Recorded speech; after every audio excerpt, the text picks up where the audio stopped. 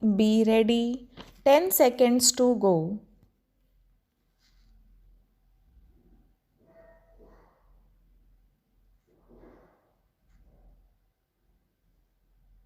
Start.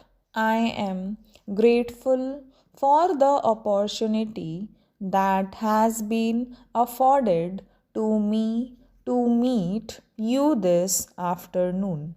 During the last 4 or 5 days, I have been visiting places which have afforded solace to millions and millions of people for ages past and which are going to afford solace of a similar kind to generations yet to be born. While visiting these places, I have also seen the great architecture, which is a speciality of these parts, the like of which you do not see in that part of the country from which I come.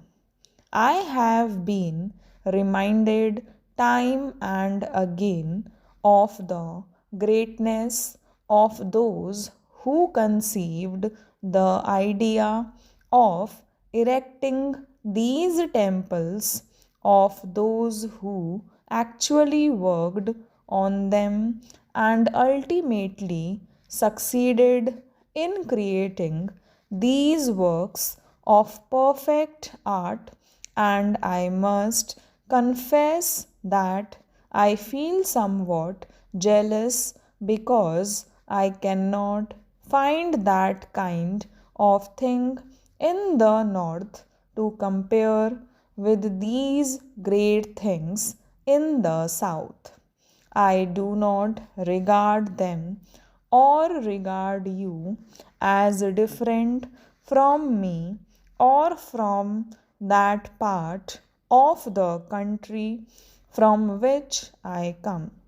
Therefore, I feel that our ancestors, our seers, and sages, in their great wisdom, have bound us all together by silken ties which time vicissitudes, foreign invasions, and political upheavals have not been able to cut asunder.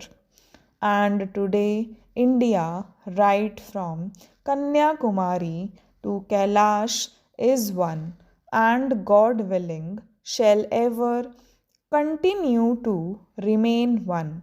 We have had differences of language, of custom, of ways of living prevalent in this country for centuries. But underlying all these differences, there has been an undercurrent of unity, nay, of full unity, which has kept India together in spite of political differences in this vast land.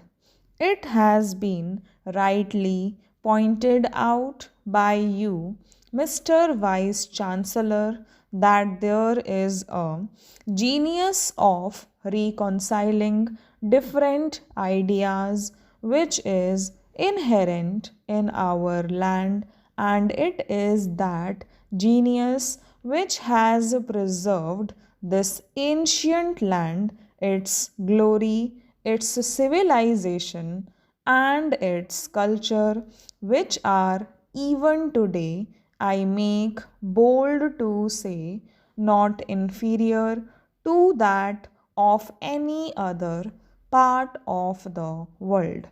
Until, say, 2 centuries ago, our people in this country were in no way inferior to any other part of the world in any matter, be that in the sphere of arts, or sciences.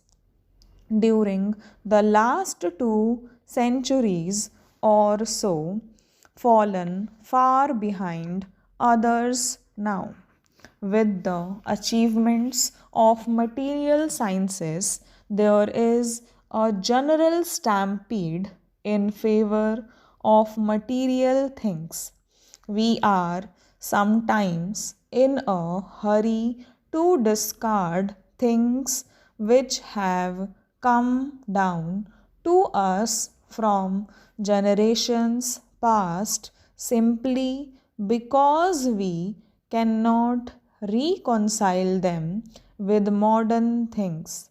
But I say with great respect to all friends who hold that view that the scientific spirit requires that nothing should be discarded and nothing should be accepted without examination or analysis. And I plead that there is much in our past which has to be studied and examined, the true meaning of which has to be appreciated, and when that is done, I have no doubt in my mind whatsoever that we shall never have reason to feel sorry later. I have no doubt we shall, in that event, ever be able to look to other people with a certain amount of pride. For, after all, our past is not to be despised. It is something which can inspire the present and the future. Today, the world is passing through a great crisis. Technical achievements in science have reached a stage where, unless and until they are controlled and guided by moral and spiritual forces, they will destroy themselves and the world. And there is that our great heritage can play its part. But can we do that today? I am afraid not.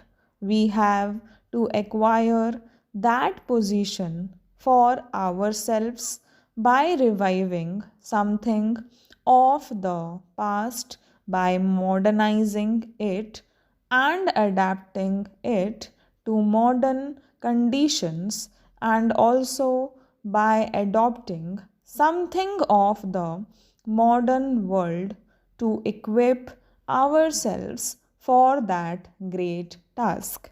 Unfortunately, a great leader who understood the significance of the past and the significance of the modern world is no more with us. Gandhiji was, in his own way, trying to bring out a conciliation between the two. He had, I believe, hoped to be able to live long enough to give true guidance to the world at large. While he was engaged in the struggle for freedom, he refused to go to foreign countries because he felt that he had no message to give to the world until he had found a good place for it in his own country. When freedom was achieved, and if God permitting things had settled down, he would have been able to give his great message of reconciliation to the world. Unfortunately, that was not to be.